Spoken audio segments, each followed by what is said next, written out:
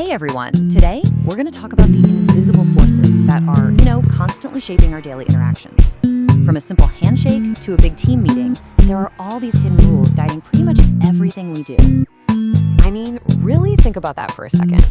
We spend so much time and energy picking just the right words. But what if our bodies, the physical space around us, and just the vibe of the group we're in are all screaming something completely different? Okay, let's get into it. So first up, let's explore the powerful, unspoken messages we're constantly broadcasting with our bodies. And this goes way beyond just, good or bad posture. It's a whole secret language that honestly often says way more than our words ever could. And this gets to a really fundamental truth about how we connect with each other. We instinctively see body language as this honest, unfiltered broadcast of how someone really feels. In a way, it's like the original lie detector. So how does this language actually work? Well, it plays about 5 key roles. Sometimes it just repeats what we say, like when you point while giving directions. Other times, it totally contradicts our words, which is a huge red flag for dishonesty. It can substitute for words. I mean, a simple shrug says it all, right? It can complement a message, like a warm pat on the back when you say good job. Or it can really accent a point, like slamming your hand on a table for emphasis. Right, so when our brains get these mixed signals, we almost always default to trusting the body over the voice. That nonverbal message it cuts through all the noise because it feels more real, more authentic, and way less filtered. Okay, so let's zoom out a little bit from our own bodies to the actual space between us, because we all live inside these invisible bubbles of personal space, and the rules that govern them have this huge impact on how comfortable we feel and how we communicate. There's actually a science to this, and it's called proxemics. And it's not just about how close you stand to someone at a party. It's about how we design our homes, our offices, even our cities, and how all those spatial decisions are quietly shaping our social lives. And this part is absolutely crucial to remember. There is no single right amount of personal space. What feels totally normal and friendly in one culture can feel really intrusive, or maybe even cold and distant in another. That comfortable gap you leave between you and a coworker, that's not instinct. That's something you learned from your culture. This story from a contractor who was in Afghanistan is a perfect example. What one person saw as just a normal, friendly way to connect, the other person, Patrick, experienced as a really surprising invasion of his personal space. Now, his decision to just roll with it probably saved them from a really awkward misunderstanding. And it just shows you how important it is to be aware that these cultural rules are even a thing.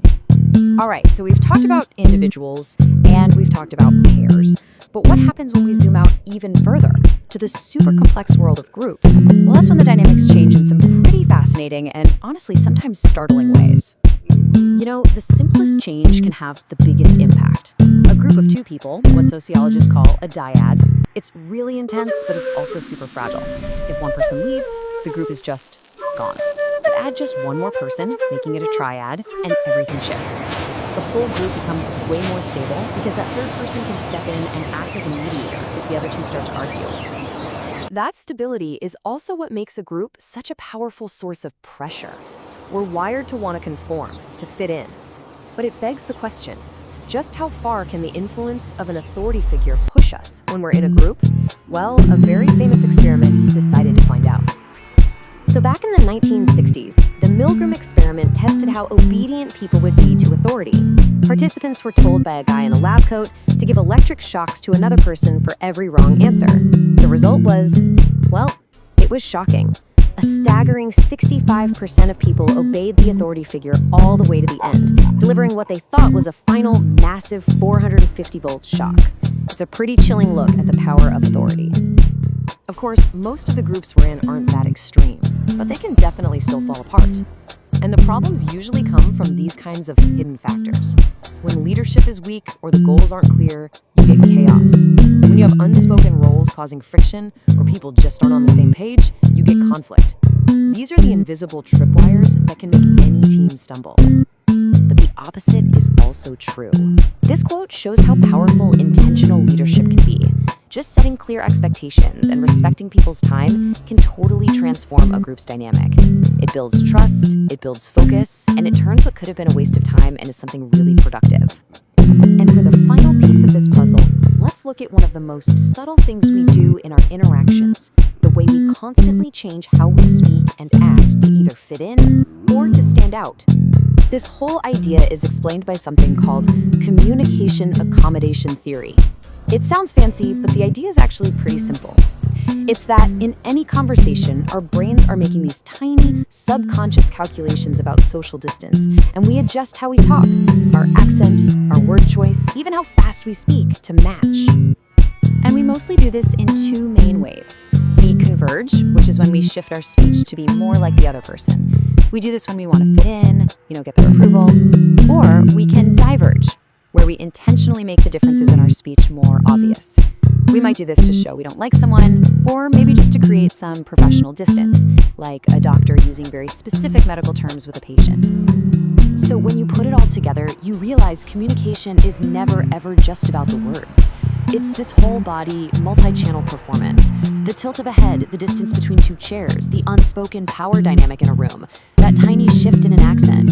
It's all part of this incredibly complex, unspoken dance we're doing with each other all day, every day.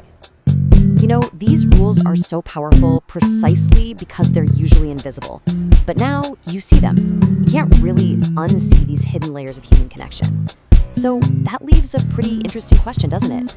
Knowing the rules of the game, how are you going to choose to play it?